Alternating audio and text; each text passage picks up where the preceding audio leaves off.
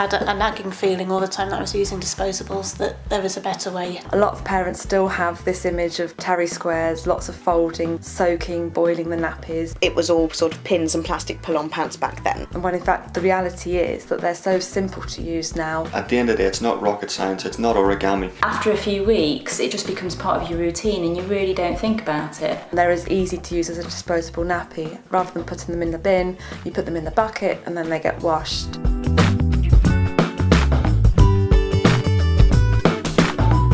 You may have heard people talk about real nappies, you may have heard people talk about washable nappies, cloth nappies. Any of these terms just means a nappy that's not single use. I am very passionate about it. Some people may wonder why I get so passionate about the nappies, but if ever you get the chance to go to a landfill site and see these disposables in a landfill site, it is quite frightening. Every year in Wiltshire we deal with 260,000 tonnes of waste, of which there are about 25 million nappies that end up in landfill. For a council like Swindon, nappies that go into landfill cause us quite a major problem. It's between 2 and 5% of the waste stream, and that's between 2 and 5,000 tonnes. When they're in landfill, they don't degrade very quickly. We estimate that if King Henry VIII had worn nappies, that those nappies would only just now be degrading. So you can imagine that's a massive problem that we're storing for the future. We were filling about a third of the wheelie bin with disposable nappies and always wondering why. The facts and figures don't lie. For every single real nappy that you use, you're stopping one disposable going to landfill. And it's amazing the difference it makes. You know, it's so nice actually to go out to your dustbin and open the lid and not have this stench of disposable nappies. The whole you go to the supermarket to get them and just not really wanting all the chemical disposable nappies. Oh dear! Next to the baby's bottoms. You know, you put quite a lot of time and money into making sure that they have nice things and soft things against their skin. The amount of urine particularly that disposable nappies can hold. Somebody was to say to me, okay, well let's put something on your backside that's made from crude oil and from sodium polyacrylate, or let's put something on that's made from cotton or hemp or bamboo, I know which one I would prefer. There's no reason to believe that they're necessarily bad for a baby, but they're not something that I would want against my skin non-stop for 2.5 years. And then also the cost of disposable nappies as well. I got made redundant whilst I was on maternity leave, and we just really had to look at what we were spending the money on and any way that we could do things cheaper, just to keep going. I don't think it registers with them until somebody comes in and shows them the facts or tells them the fact that they can save up to £1,000 per child. Without a doubt, yeah, I've saved money.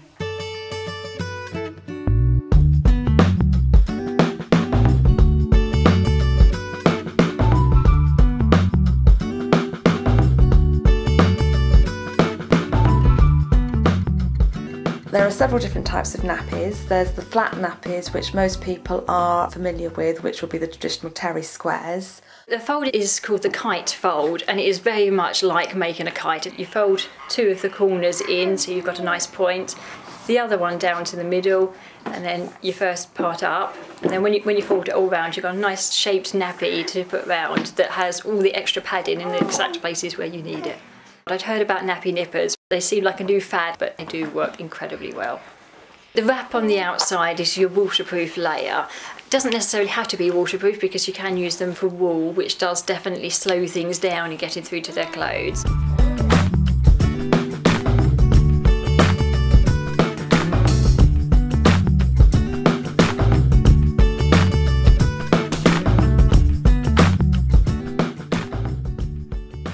Just fold it like that, and that just sits inside your cover like that.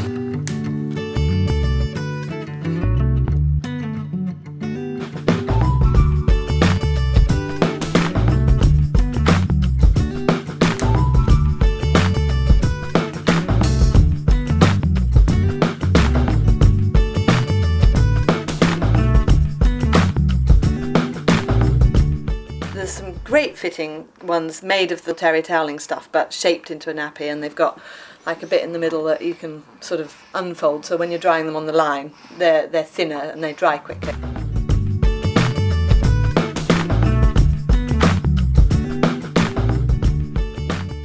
These ones are lovely and soft. It's almost a shame to put a wrap over the top. Those are the bamboo ones. So they look very similar, but you can see they're much, much smaller.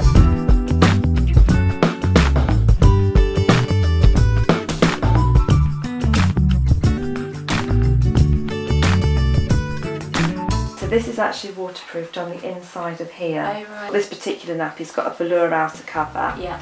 and then it's got a waterproofed inside. Right. These are the one-size ones. The idea is you can fold them down like that. That's it. Thank you. Very helpful. The choice is yours, but at the end of the day, they do all do the same job. My husband is much quicker at nappy changes than I have, so he's definitely taken like a duck to water to the nappies. And as for grandparents, they both used square nappies on both myself and my husband, so they're more than used to using them. I think if I gave them a disposable nappy, they'd end up far more confused.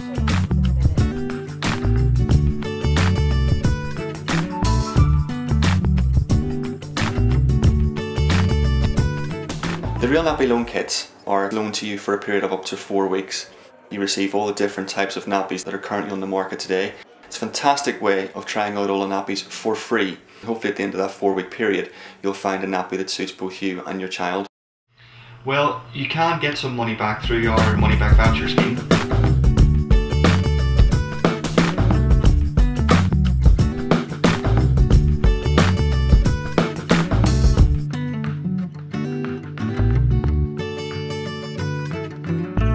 I spent £135 on my nappies. I got £30 back, so £105, and that's it. That's done her. With 2 babies, we get 2 grants for them, so that'll really help offset the cost. And I got some second-hand ones from an NCT sale as well.